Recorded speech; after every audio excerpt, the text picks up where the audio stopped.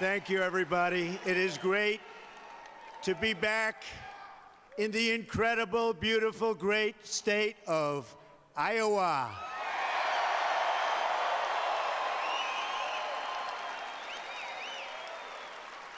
Home of the greatest wrestlers in the world, including our friend Dan Gable.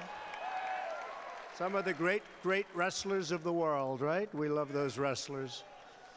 It's always terrific to be able to leave that Washington swamp and spend time with the truly hard-working people. We call them American patriots, amazing people. I want to also extend our congratulations this evening to Karen Handel of Georgia.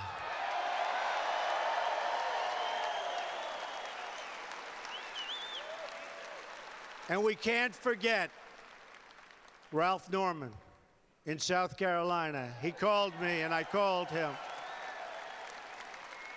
He said, you know, last night I felt like the forgotten man, but he won, and he won really beautifully, even though a lot of people didn't show up because they thought he was going to win by so much. It's always dangerous to have those big leads.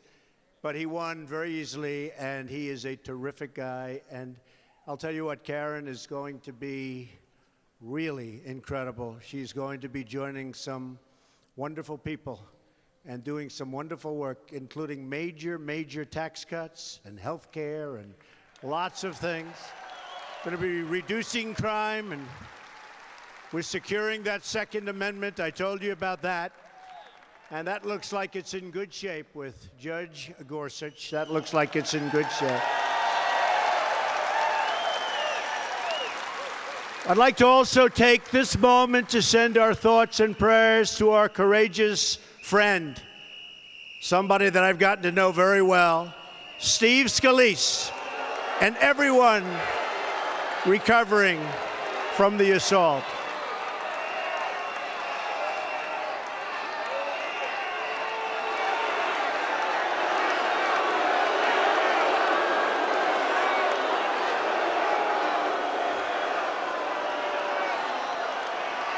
Never fails. Never fails.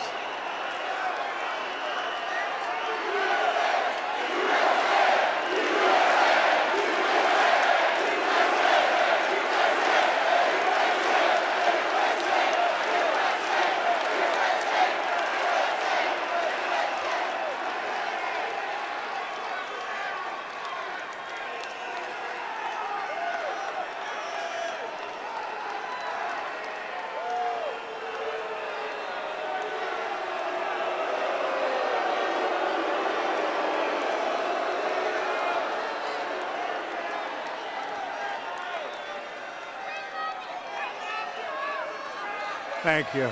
Thank you. And we love our police. We love our police.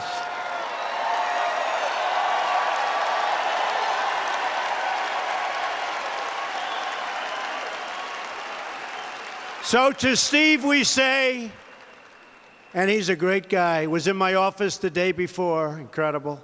We're praying for you. We're pulling for you. You have our absolute support and our deepest admiration. And our gratitude goes out tonight as well to the Capitol police officers who saved so many lives. You know, they ran from the outfield in. They were being hit by rifle fire. They only had handguns, and they were able to get them. It was an amazing show of talent and bravery. So we want to thank all of the police officers who so bravely serve and protect us. Thank you very much. Thank you. Hopefully our nation emerges from this ordeal. It was an ordeal, terrible. More unified and more determined than ever before, and I can see it, and we are indeed more unified in our own way than ever before. You just have to take a look at what's happening here, right?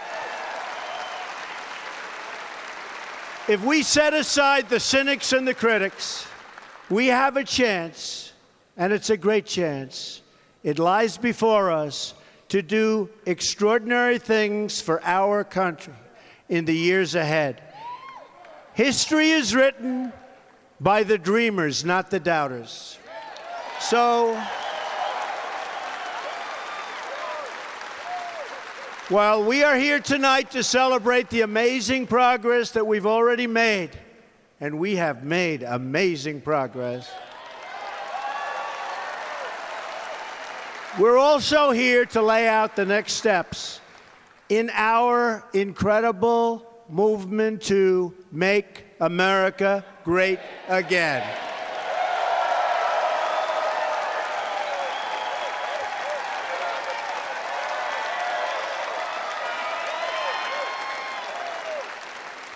Everyone gathered in this arena is bound together by common values.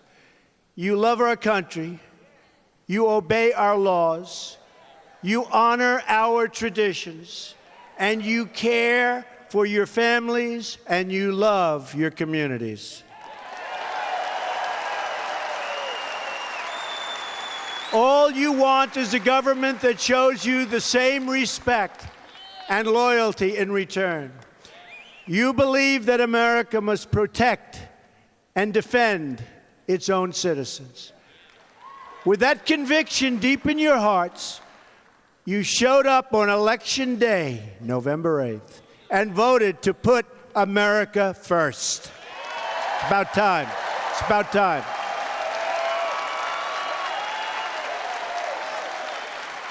And from the moment I took that solemn oath of office, and every single day since, that is exactly what I've done. Put America first.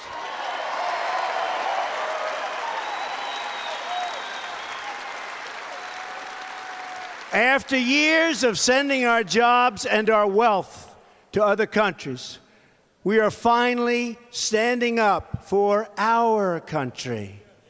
And you see it happening. You see it happening. You see what's going on. Jobs are just about the best they've ever been. We've created almost $4 trillion in wealth. If you look at your stock values and you look at what's going on with our country, but we've created tremendous wealth. The enthusiasm and spirit on every single index is higher than it's ever been before for our manufacturers and for our company.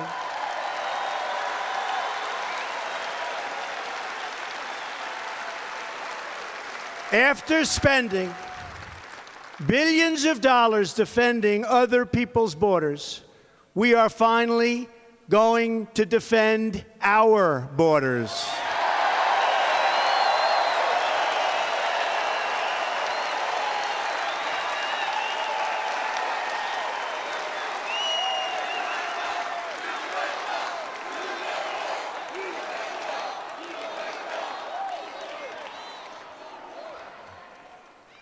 After decades of rebuilding foreign nations all over the world, we are now rebuilding our nation.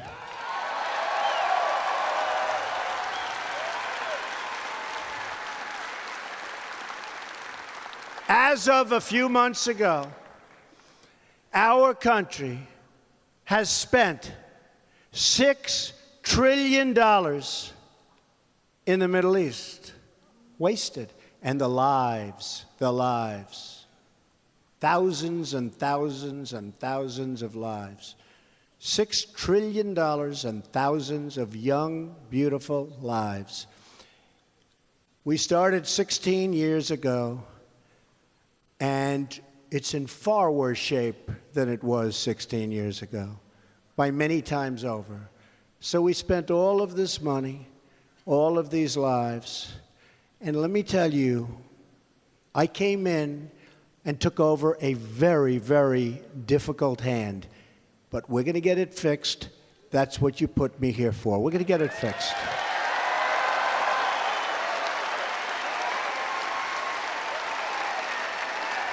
We'll get it fixed. Shame. It's a shame. And then you look at North Korea. Thank you. Then you look at we're praying, and I'm praying for you. That's true. Thank you very much. But you look at North Korea, what's going, look at Otto, beautiful Otto. Went over there a healthy, wonderful boy. And you see how he came back. You see how he came back. So we've been given a bad hand, but we're going to take that bad hand and it'll all be good. In addition to that, we're going to start taking care of our country.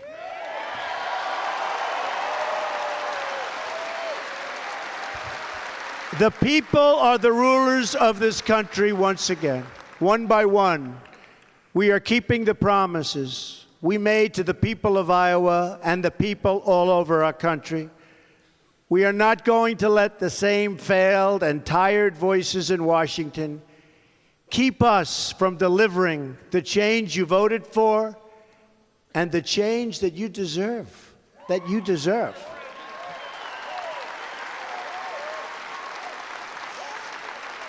I do not answer to any donors or financial contributors. I don't care about them.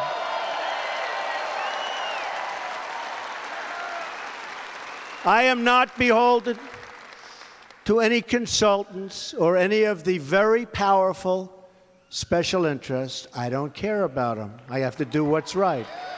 And if they're right, that's good. And we will never be intimidated by the dishonest media corporations who will say anything and do anything to get people to watch their screens or to get people to buy their failing papers.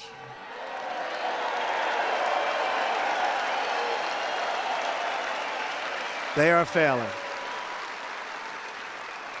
These entrenched forces are fighting only for themselves, and in many cases for their survival.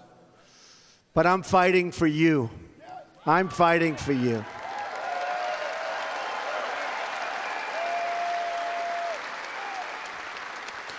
Fighting for your hopes, because your hopes are my hopes. I've had a great time in this country. I've had a great run. And it was time to do something. We all saw what was happening. It was time to do something. Your dreams are my dreams, and your future is what I'm focused on each and every day. We're going to make America great again. Believe me, we're going to make America great again.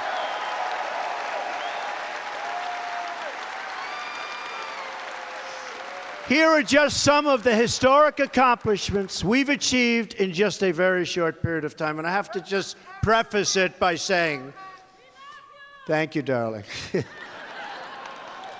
I have to preface it by saying, you know, I've been watching, and they're saying, President Trump has not produced health care. You know, I've been there for 5 months.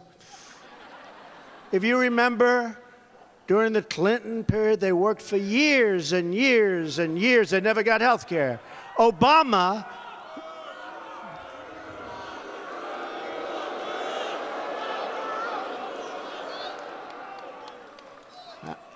although after listening to that testimony, I fully understand.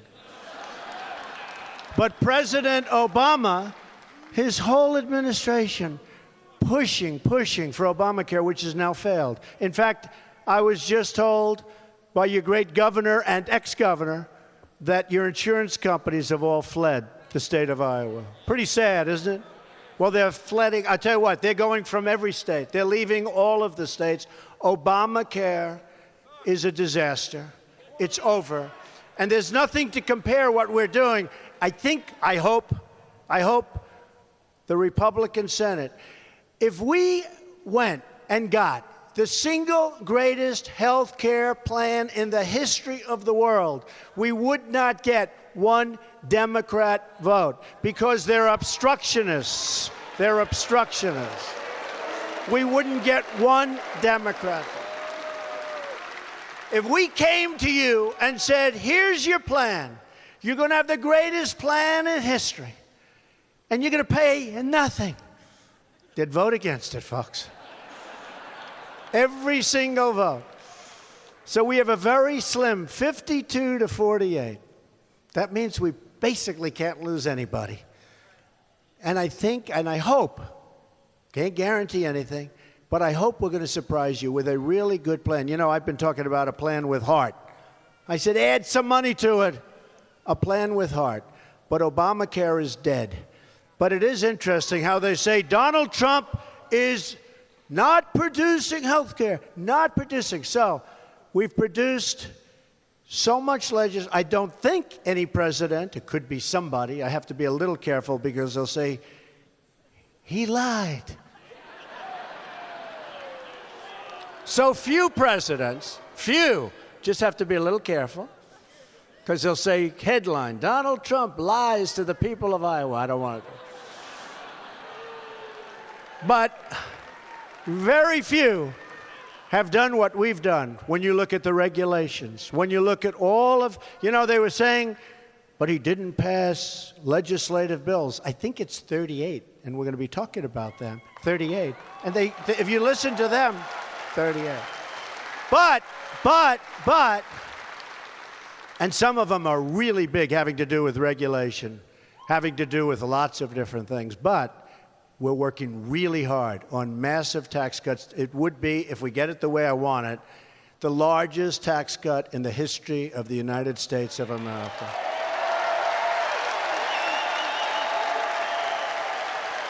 Because right now, we are one of the highest taxed nations in the world. Really, on a large-scale basis, we are the highest taxed nation in the world. And we're going to get it down really low, okay? Real. I don't say the lowest, because there are a couple that are really down there. But that doesn't mean you want to be there. But we're going to have one of the lowest taxes from the highest tax, and we're working hard on it. And I think it's going to happen. And I'll tell you, I think healthcare is going to happen, and infrastructure is going to happen. You're going to have a lot of exciting things over the next few months. And I look forward to being able to produce it. Let's see what happens.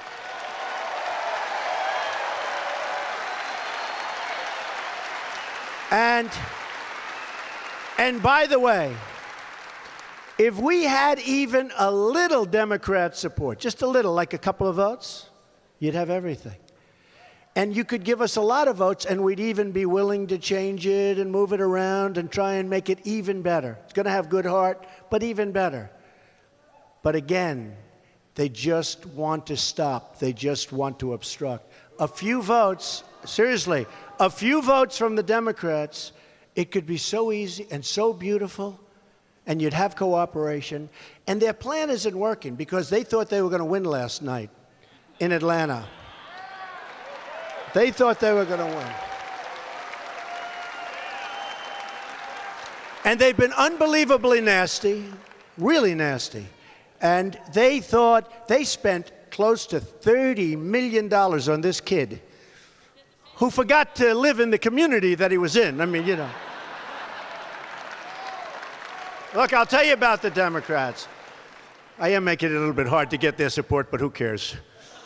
But I'll tell you about the Democrats. They raised a fortune for him. They fought like hell. They said they were going to win. All of the television networks, other than Fox, which really has treated us fairly, by the way. They have.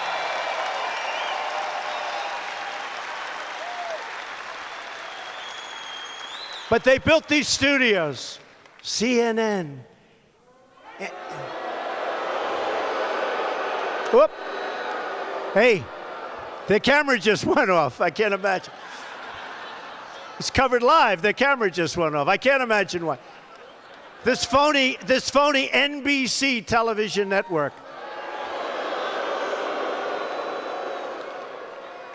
They actually had one of the people say, you know, it was a little rainy last night. Maybe that was the difference in Karen's race. Can you believe that? But they had these beautiful studios. And if Karen Handel had lost, they would have blamed it on me, which is fine. But if she had lost, they would have been there for weeks talking about this. This would have been the greatest defeat in the history of American politics. when she won, when they said, projected winner is Karen Handel, then they said, we switch to another program, right? So it was so short. They couldn't get out of there fast enough. And don't forget, this happened in Montana, right? In Kansas. Last night, South Carolina, with Ralph, who was expected to win and he won. California. So, but it's been incredible. So we're 5-0. We're 5-0.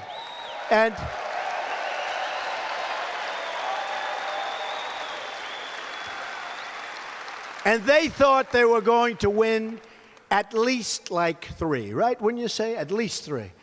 And it would be a devastating defeat. The truth is, people love us, all of us. They love us. They don't get it. They haven't figured it out yet. You know, they're still trying to figure where all of those voters came from. Those voters came out of the hills. These are hard-working. We have the hardest working, the smartest people, the toughest people. They're very lucky that our people don't protest, believe me. Believe me. They're very lucky.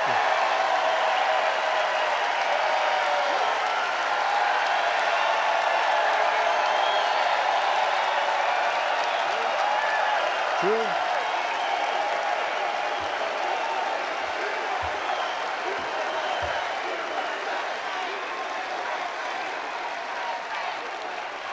Yeah, we have them. We have the smart ones. We have the toughest ones. Great, great Americans. And Hillary said the deplorables. These are just the opposite, believe me, of the deplorables. These are just the opposite. We have a group, Bikers for Trump. You ever see them? They come by the thousands. Oh, my man. Look, how are you? We have the I didn't know you were here. They're here. Now we know we're protected. That's great. Good to have you, man. These are great people. And when I see them, I say, now we're safe. And they like Trump, and I guess we're well into the 90s. What do you think? The 90s, 95s. But we love our people, and they love us. And more importantly, they love our policy. They love what we're doing. You see what we're doing. You see what we've already done. Home builders are starting to build again. We're not confiscating their land with ridiculous rules and regulations that don't make sense. Farmers are able to plow their fields. If they have a puddle in the middle of their field, a little puddle the size of this, it's considered a lake, and you can't touch it. And if you touch it, bad, bad things happen to you and your family. We got rid of that one too, okay?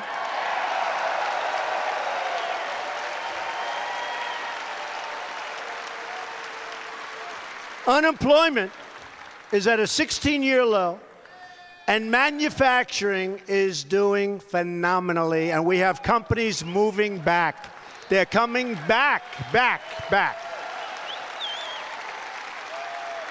You know, in the state of Michigan, which has just been like an exit pool where car companies have left, I told them, you know what? You want to start leaving? You want to fire all these people? You watch what we're going to be doing. You watch what we're going to be doing. Not going to be too long. We have the legendary Wall Street genius Wilbur Ross here. He's our Secretary of Commerce. We have Gary Cohn, who is the president of Goldman Sachs. In fact, he's the president of Goldman Sachs. He had to pay over $200 million in taxes to take the job, right? So somebody said, why did you appoint a rich person to be in charge of the economy? I said, no, it's true. And Wilbur's a very rich person in charge of commerce. I said, because that's the kind of thinking we want. I mean, you know, really, because they're representing the country. They don't want the money. They're representing the country. And they had to give up a lot to take these jobs. They gave up a lot. When you get the president, this is the president of Goldman Sachs, smart. Having him represent us, he went from massive paydays. To peanuts, to little tiny.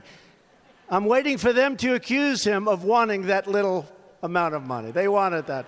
But these are people that are great, brilliant business minds, and that's what we need, that's what we have to have, so the world doesn't take advantages of it. We can't have the world taking advantage of us anymore.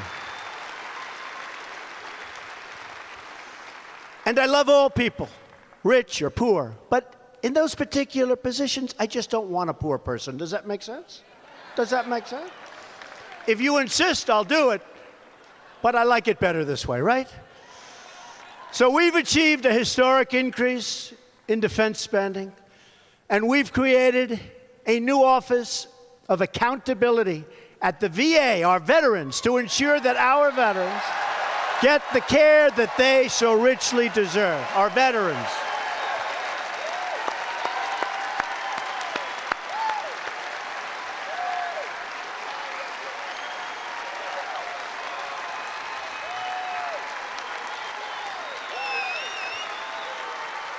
We've eliminated restrictions on the production of American energy. They wanted to take away our wealth. The world wanted to take away our wealth. We happen to be lucky. Under our feet, we have great wealth.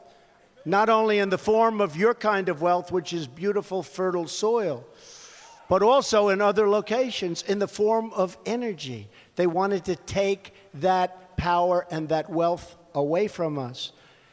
And we've ended the war on clean, beautiful coal.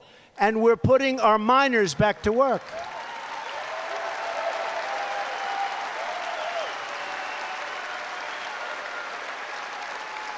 In fact, you read about it, last week a brand new coal mine just opened in the state of Pennsylvania, first time in decades. We've reversed it. And 33,000 mining jobs have been added since my inauguration. And again, we're going to have all forms of energy. But coal is something we have a tremendous advantage of. But we're going to have all, whether it's natural gas, whether it's alternative sources, we're going to have everything. But a power is coal. It's a power for our electric different plants and for our furnaces. It's a power. We use electric, we use wind, we use solar, we use coal, we use natural gas. We will use nuclear if the right opportunity presents itself. We're going to be strong for the future. We're going to be strong for the future. I don't want to just hope the wind blows to light up your homes and your factories.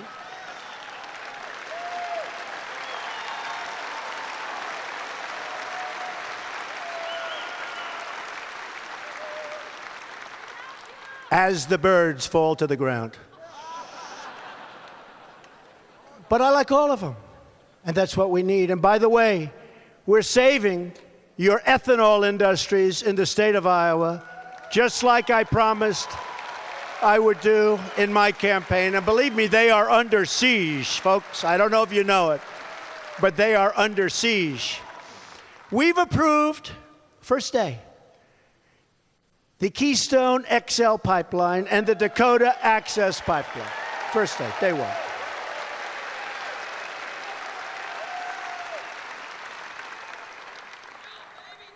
$38,000 jobs. And better for the environment, by the way. Better. Underground. Better for the environment. And safer. Can you imagine the executive for Keystone who a year and a half ago was told it's dead and they have billions invested, they bought half of the pipe, and somebody walks into his office, probably a consultant that charged him tens of millions of dollars. Sir, the pipeline was just approved. Now, you know what he's going to do. He said, I did a great job, sir. I'm entitled to millions of dollars in consulting fees. It was just Trump approving the pipeline. We approved it. We approved it. It's good for the country. My man. And by the way, speaking of that, when I'm signing for the XL pipeline and the Dakota, I said, by the way, who made the pipe? You don't want to know. No, not the USA, believe me. I said, who made the pipe? Now, in all fairness to them, they bought a lot of their pipe already, so it's a little hard to say, throw that away, we're giving you, you know. But I put a little clause, handwritten.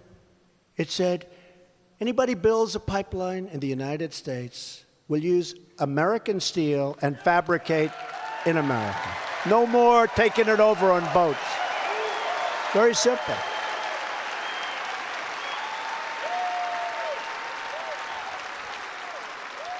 We've signed 39 pieces of legislation. That means going through Congress, folks, because, you know, they tell you, these guys, the fake news, they tell you it's fake news, fake. Not all of it. Some of it's good, and some of the people are great, actually, but some are real bad, and they're really fake. But if you listen to them, we didn't pass any. We passed 39. I'm not talking about executive orders, which we've signed a lot. I mean, we have really signed a lot. And we've gotten rid of a lot of really bad pieces that were signed by President Obama, believe me. But if you listen to the fake news, they say, like, he didn't pass any legislation. Everything's executive. It's wrong. 39 pieces as of today. Some of them very important. Now, my biggest pieces are yet to come. Hopefully, taxes. Hopefully, health care. Hopefully, infrastructure. And when they come, that won't be good enough either, so you watch. But we've also done a record number of resolutions to eliminate the job-killing regulations on our workers, our companies, and our farmers. They're gone. They're gone.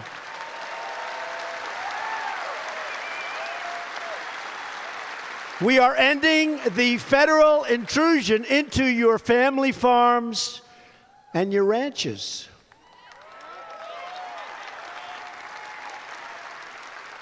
And we're also working very, very hard to get rid of the death tax so that you can pass your farms onto your children and onto your grandchildren. I don't know if we're going to pull that one off, but we're working very hard to do it. Right, Chris?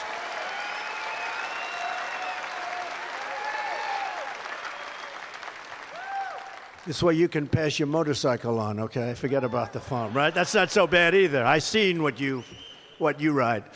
Not so bad. But we're working on, I don't know if that one's going to get pulled off, but it should, because you should have a right. Why should you be double taxed? You should have a right to pass your farm onto your children and onto your grandchildren. You should have that right.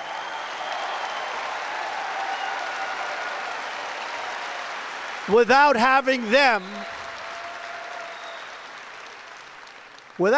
them going out and borrowing a fortune, not being able to make payments, losing it to the banks. It's not fair, so we're working hard. Let's see if we pull it off. We're going to try very hard, I can tell you. I don't know, but we're going to try. No longer will the EPA be telling you how to run your business or do your job or live your life. Instead, it will focus on its true mission: clean air and clean, beautiful, crystal water, nice, beautiful, clean water. That's what we want, right? Right?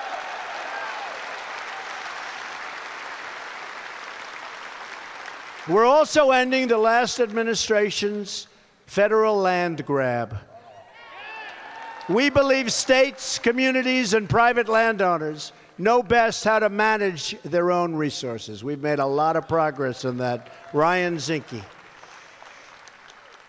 We want to see local control. That also means we're not going to let foreign bureaucrats plan our economy or tell Americans how to run their country. You know what I mean? When I campaigned for president, I promised to renegotiate or to leave any deal which fails to serve America's interests. And I'm not going to allow other countries to take advantage of the United States any longer. And for that reason,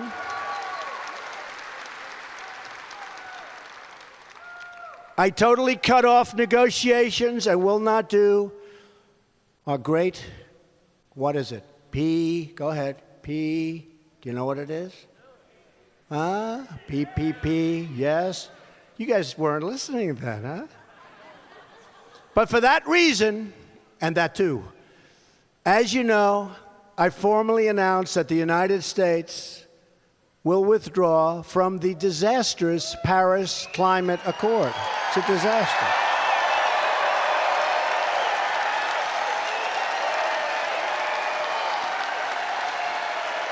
It's a disaster.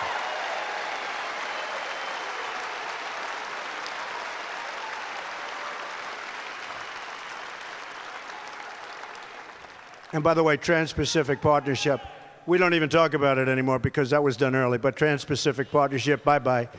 That was another NAFTA catastrophe that we're going to, by the way, renegotiate.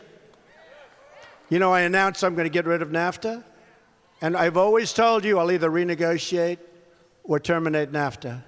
So I announced that essentially I was going to terminate, but I got a very, very nice call from Prime Minister Trudeau of Canada, from the President, good guy, of Mexico, asking me not to terminate it. Could we negotiate? And I'm always willing to negotiate. I'm always willing. So we'll see. We'll see how it works. But it's been very unfair to the United States. Now, all you have to do is look at all the empty buildings, all the empty plants and factories all over the country. NAFTA has been a disaster, so we're going to either renegotiate it successfully, which would be my first choice, or we're going to terminate it, and that's going to be that.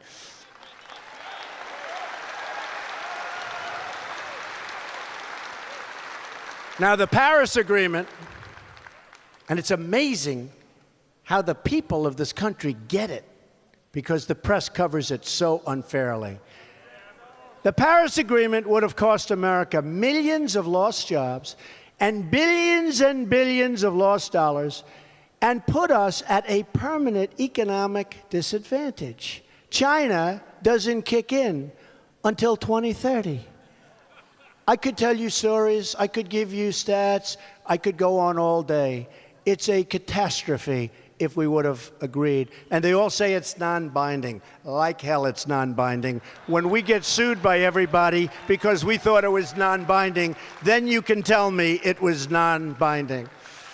I was elected to serve the citizens of Iowa and Pennsylvania and Ohio and Michigan and Wisconsin and Florida and all 50 states and all 320 million American citizens.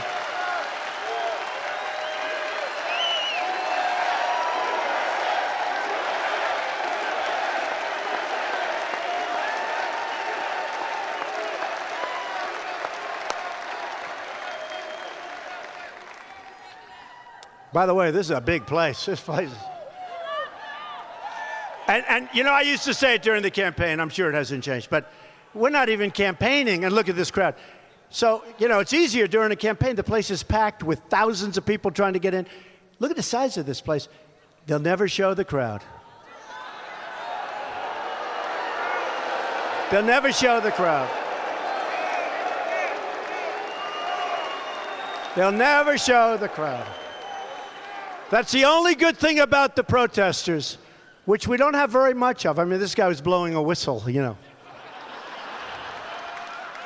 He's a Bernie Sanders guy. But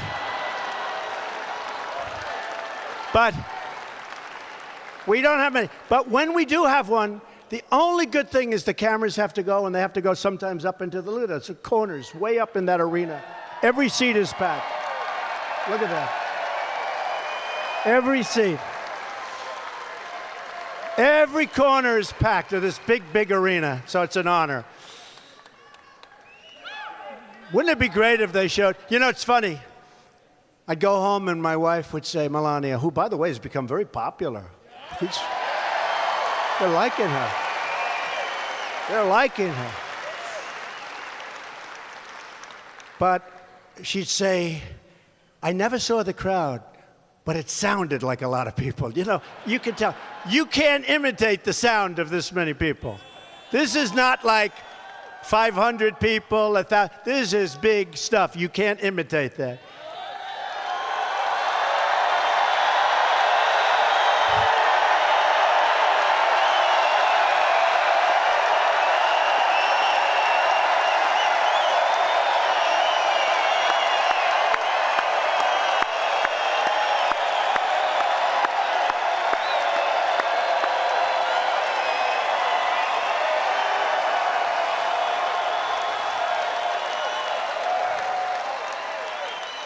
You know what they don't understand?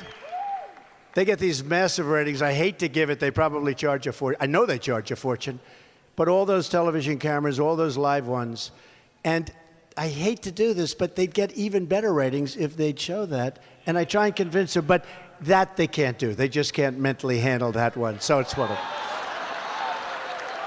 But it's such a great crowd. To all of those people watching, it's an unbelievable place. It is a big, beautiful arena, and it is packed.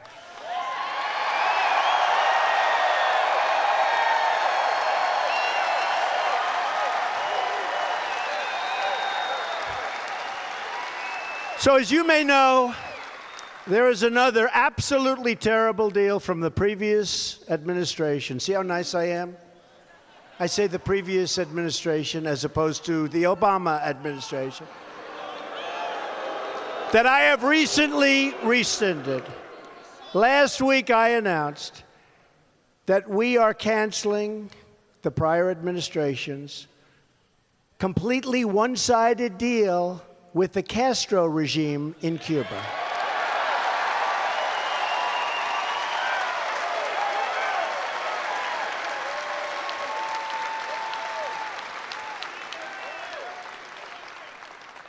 Isn't it amazing?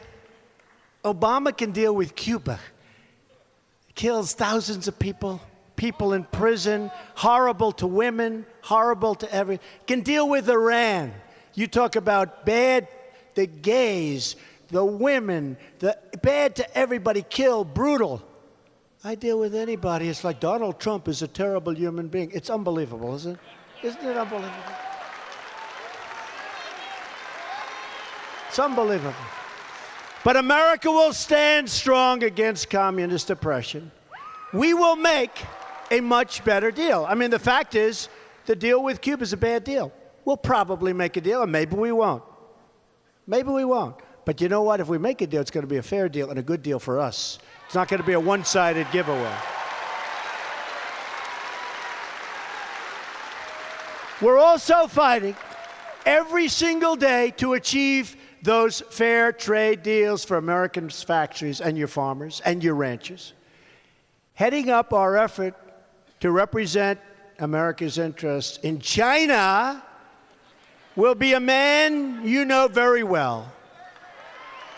I just left an event where I honored him, introduced him to a crowd of people that adore him to discuss how to create. I mean, he's been doing this for years in Iowa. He's the longest-serving governor in American history, and now he carries the title of ambassador to China, Terry Branstad.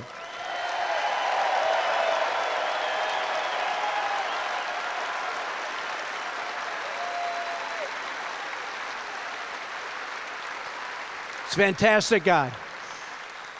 You know, I told the story today. I said, I'd come here to make a speech. We'd have a big crowd in Iowa. And Terry would come and say, at that time he didn't call me Mr. President, he called me Donald. I said, that's okay. I didn't think about it. Now if he called me Donald, I'd be very angry with him, right? Kidding. But he said, Donald, could you do me a favor? Don't say anything bad about China. We do a lot of business with China. I like China a lot. I've known President Xi for a long time. I really like him. And he also, by the way, likes Terry a lot. And just please don't say anything bad about China, which is hard for me to do. And I wouldn't. But then when I won, and we're looking for somebody to represent us with China, which is a very, very powerful country, and we've had a very good relationship with China in all fairness, and I do like President Xi. I wish we would have a little more help with respect to North Korea from China, but that doesn't seem to be working out. But I do like the president a lot. So when I was thinking of who am I going to make the ambassador to China, after, having a good retentive mind, I said, I remember about a year ago when Terry Branstad was saying all of these great things, your governor. So I called him up. I said, listen, you've been doing this for 24 years. You want to do something else? Like, how would you like to be ambassador to China? And I didn't think he'd really do it. It's a long trip.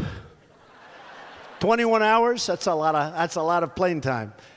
But he wants to do what's right for the country. And I said to him tonight, I said, I wasn't sure you were going to do it. He said, when my president calls me to help him with our great country, I do it. That's what he said to me. I thought it was nice. Thought it was nice.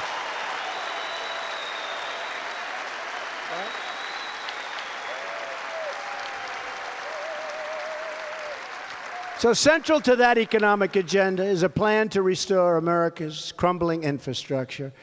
We will rebuild not only America, but we will rebuild rural America.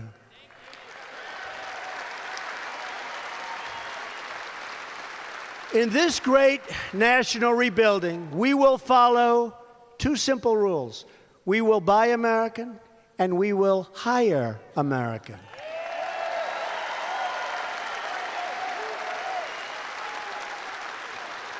We want to get our people off of welfare and back to work.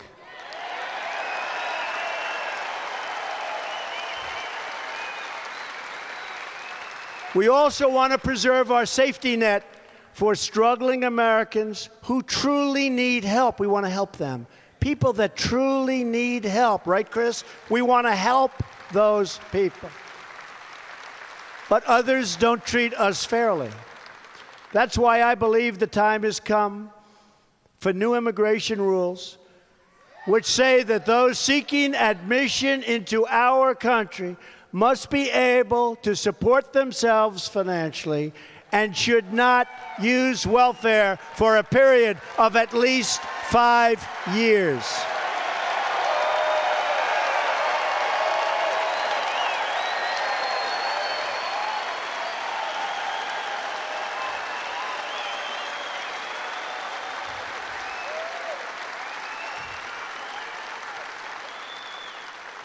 And we'll be putting in legislation to that effect very shortly.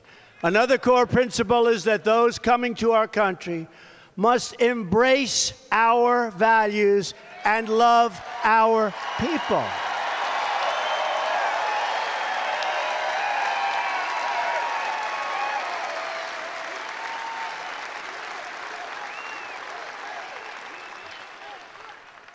And yes, we will build the wall. We've already started planning. It will be built.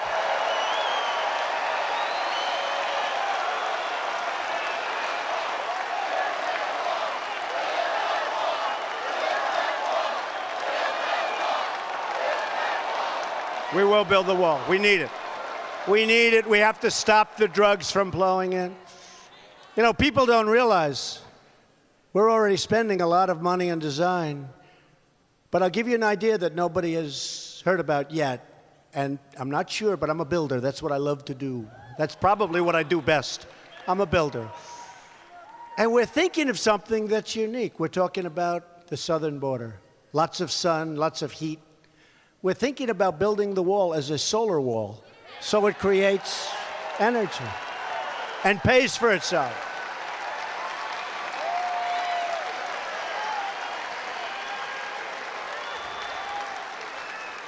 And this way, Mexico will have to pay much less money. And that's good, right? Is that good?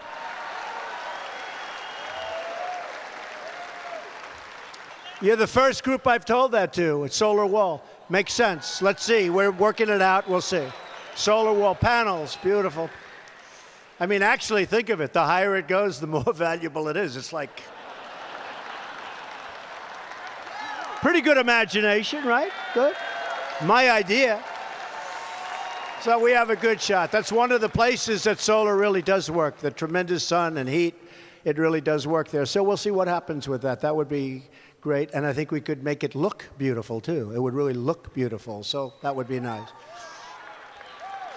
We're also working night and day to restore law and order to our country. Law and order. You know that. We're reversing the last administration's soft-on-crime policies that helped enable a tragic rise in violent crime. You see what's happening. Look at Chicago. What the hell is going on in Chicago? What's that all about?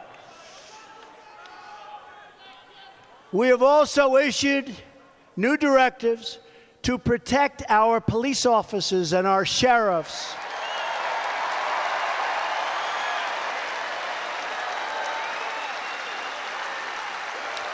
And will always stand with the incredible men and women of law enforcement. All American children, no matter where they live, have the right to grow up in a safe community. No issue is more central to public safety than the issue of immigration and border security. After years of lawlessness, the United States is now enforcing our laws, first time in a long time, and protecting our workers, our schools, and our families. Since I was elected, illegal border crossings, and this is without the wall, before the wall, have decreased by more than 75%, a historic and unprecedented achievement.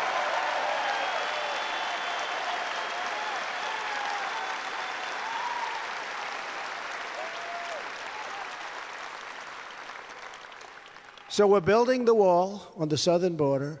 We've got the greatest security people in the world. I'll tell you, ICE and the Border Patrol folks, these are incredible people. You know, they endorsed me when I ran for president, knowing that if I win, they're going to have to work much, much harder. But they love this country, and they want the job done, and they want the job done right. They have to work harder, and it's much more dangerous. The other thing that I have to tell you, you have a gang called MS-13. A friend of mine who's a very, very high-level police officer said to me in describing them, they are the equivalent or worse than Al-Qaeda. I would say that's a bad statement. They don't like to shoot people. They like to cut people. They do things that nobody can believe. These are true animals.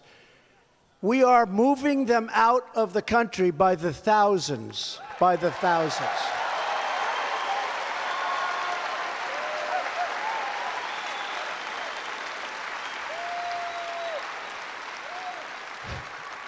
And the people moving them out are, guess what? A hell of a lot tougher and meaner than they are, but they're on our side. We're getting them out. MS-13.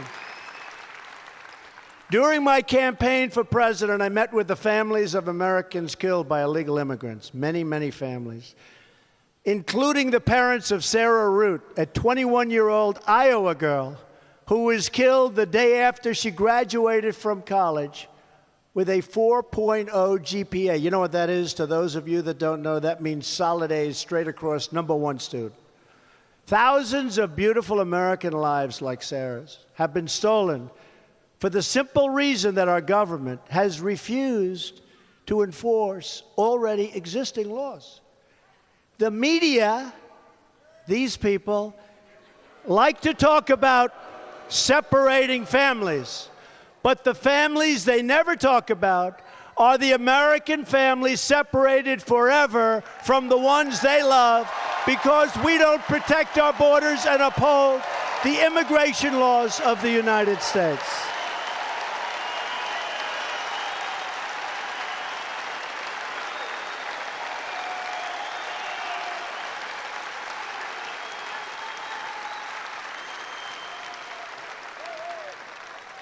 These families and the victims have been ignored totally by the media.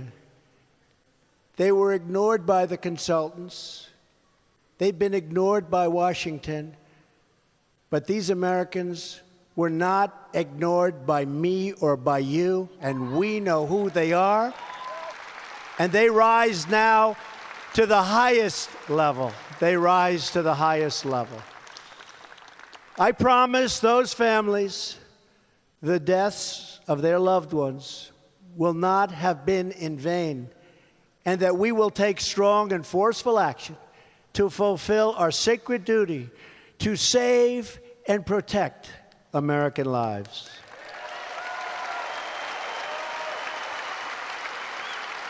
Every single day, we are finding these gang members, these drug dealers, thieves, robbers, predators, criminals, killers, horrible killers. And we are throwing them the hell out of our country.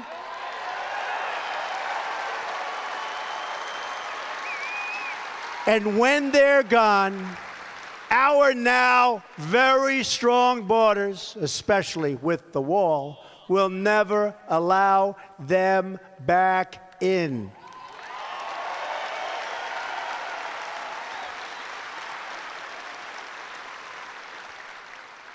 So we're doing a lot of things. We're very proud of what we've done. Justice Gorsuch was a big, big deal. Big deal. Somebody explained it to me beautifully. They said, when you pick a Supreme Court judge, you want great intellect, you want all of the things, but you also want youth, because they'll be there for 40 years. So if Judge Gorsuch, who I've gotten to know, who I think is a fantastic human being, aside from being a brilliant, brilliant student and person, and one of the great legal writers that exists in our country, probably in the world today, every time you see a decision written over the next 30 or 40 years, and especially if it's a 5-4 decision, like perhaps on Second Amendment or so many other things, you have done something that you can't value. It's so important. Think of it. For a 30 to 40-year period, potentially, you've influenced this country. And I've always heard, long, that just about the most important thing you can do, I always say defense, but perhaps outside, because we are going to have a strong military and strong defense, and we need it now.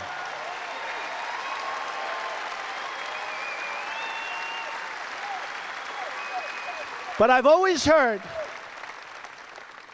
that the most important thing a president can do is pick a great Supreme Court justice. So I've got one, probably have some more, but it is really important. And think of that, over years and years, those decisions that are so important, values, great values. So I'm very, very proud of that pick. He's already been there now for almost 2 months, and people are saying, wow, that is a tremendous person and a tremendous intellect. So we're all very proud of that pick. And you made it possible.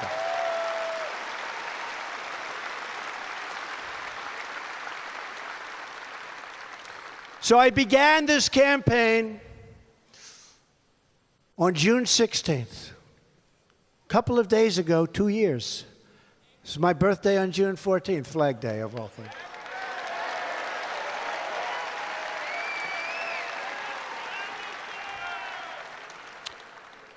And we came down the escalator, that famous escalator ride, Melania, myself, and the place went nuts. And hopefully because they like me, but I think also they like the policies. I said the truth. I talked about immigration. I talked about what was happening on the borders. I talked about our military. I talked about the drug problems, which are tremendous, even in Iowa, tremendous problems, beyond anything we've ever seen before. I talked about all of it. And you know what? We were never off center stage in the debates. We stayed, you know what that means. We were number one all the way through. All the way through. We were number one all the way through because of people like you. Never off center. 17 people running. I kept looking up and down. I said, boy, that's a lot of people. Some of them very talented. But 17 people running. We were never off center stage in those debates, and that's because of people like yourselves, because you agree with me, and we are making such incredible progress. We are making progress like nobody can believe. These people are being driven crazy. Crazy.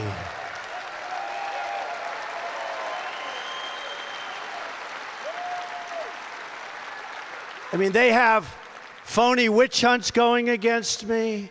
They have everything going. And you know what? All we do is win, win, win. We won last night. They can't believe it. They're saying, what is going on? What is going on? We won last night. And even the worst of them said, that was a big win for Trump. I couldn't believe it, actually. Thank you very much, folks. I appreciate it. But we have made a journey together like no other ever in the history of this country, and maybe beyond that. But you look in the history of this country, there's never been anything like this that's happened. We're straightening out through common sense and through a good heart. We're straightening out our country. We're straightening out our country.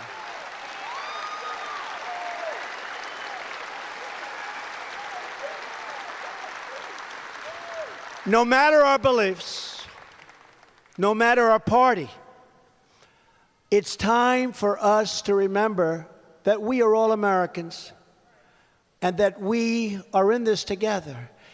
And it would be great if the Republicans and the Democrats could come together and get really, really great legislation passed.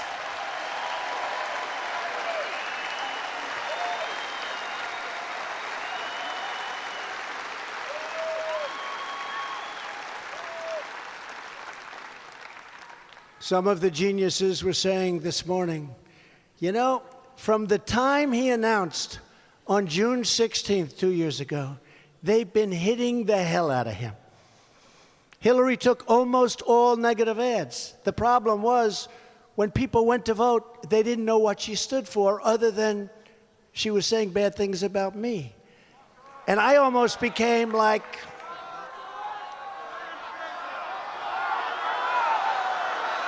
yes.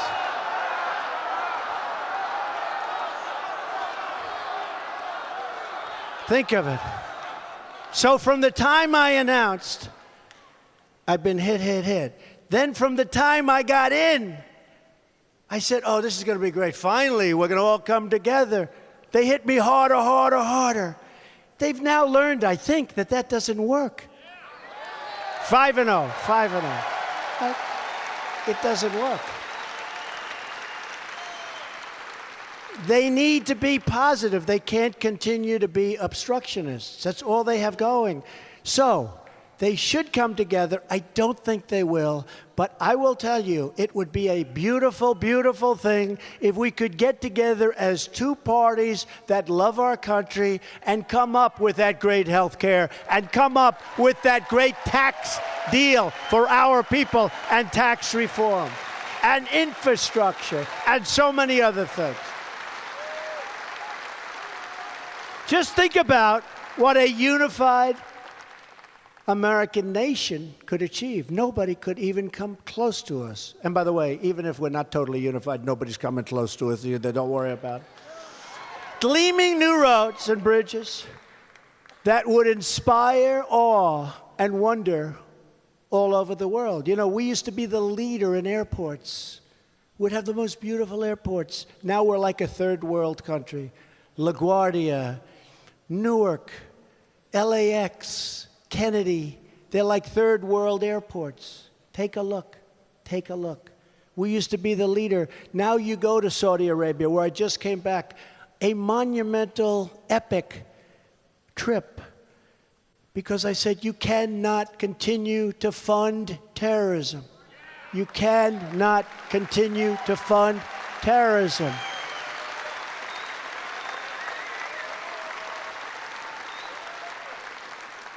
And the king of Saudi Arabia, who is really become just, he's a very special man. I mean that. He is taking it to heart. And now they're fighting with other countries that have been funding terrorism. And I think we had a huge impact. We will see.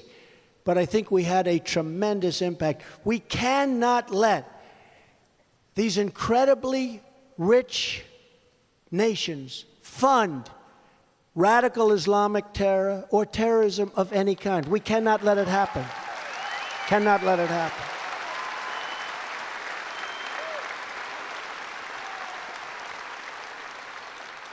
It was one of the great 2 days of my life, and I'm sure a lot of you watched it on television. 54 Muslim nations coming together, some immensely powerful, wealthy nations, and everybody in that room was unified, and the ones that weren't, they're trying to get them to be unified and to do the right thing. I think it could have a tremendous impact. But not only that, I said, for me to go, I'm only going, we had to negotiate, if you spend billions of dollars, billions, on having things manufactured in our country with our jobs and our workers for your country.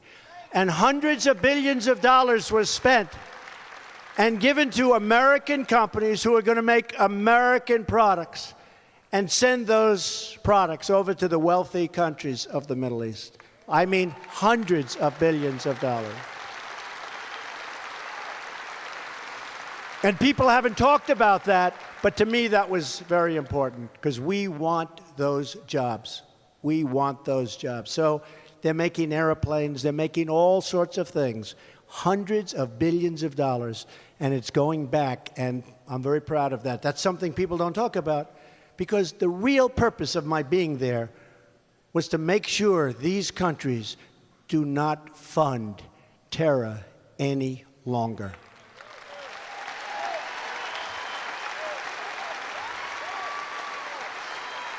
So I just want to leave Iowa. I said that I'd come back. Oh, I love that you're not, look at that. You don't want me to leave. I don't want to leave either. I don't want to leave either.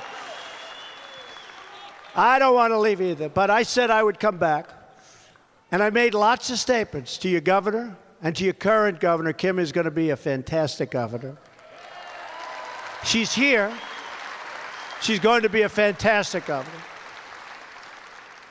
But I said that I was going to come back. I said that I was going to protect your ethanol for good reason, only for good reason. And it was very important to me. I said that I was going to do things for the people of Iowa, and I want to let you know, I've done it for the people of Iowa, but I've really done it for the people of our country. Our country is getting stronger. It's getting better. We're going to be setting records in so many different ways. We're going to straighten out all of the mess that's happened over the last long period of time where we went into other nations to tell them how to run their country, and we had no idea. But I just want to thank all of the people that are here tonight. I want to thank the people of Iowa. You are incredible people. I want to thank you for your incredible support.